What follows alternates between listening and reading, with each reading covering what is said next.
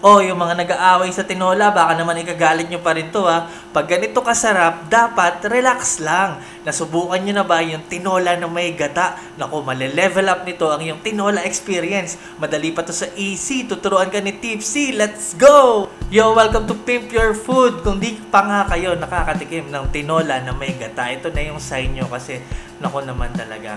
Male-level up nito ang inyong tinola experience. So, simulan natin yan sa pag-sear ng ating mga manok. Ginamit ko dito yung mantika na nirender ko sa taba ng manok. Yung nakita nyo naman kanina.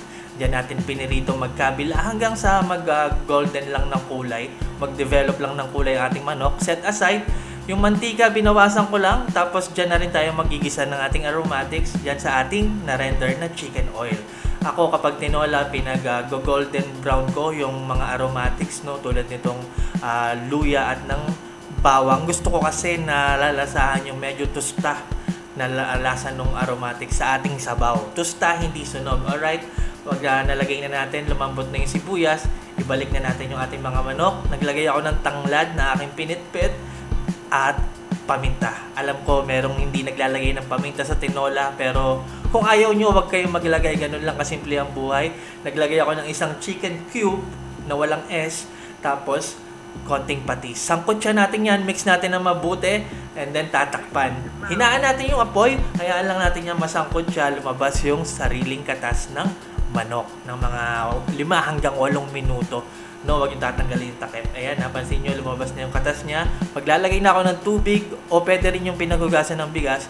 Yan ang ating magsisilbing sabaw. Takpan lang natin yan. Pakuluan natin mga 10 to 15 minutes hanggang sa, yun nga, maluto yung ating chicken, magmeri yung mga lasa ng mga sangkap na nilagay natin at lumasa sa sabaw. And then lalagay ko na ang aking sayote. Huwag kang iiyak, pwede kayong gumamit dito ng papaya. Takpan, pakuluan hanggang sa trip nyong luto sa sayote. Kung malambot o medyo may texture pa ng konti, kayo bahala.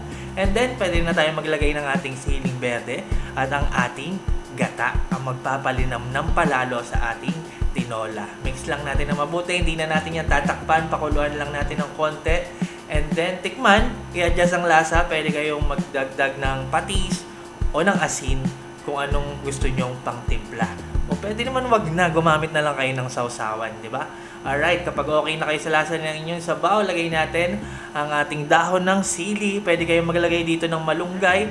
Konting simmer na lang at 60 seconds. And now, look at that.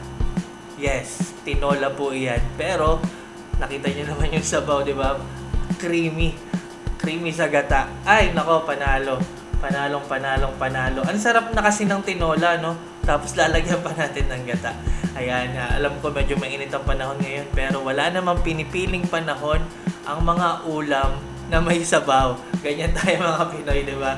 Ang sarap niyan, kaya sana subukan nyo to kung hindi nyo pa natitikman.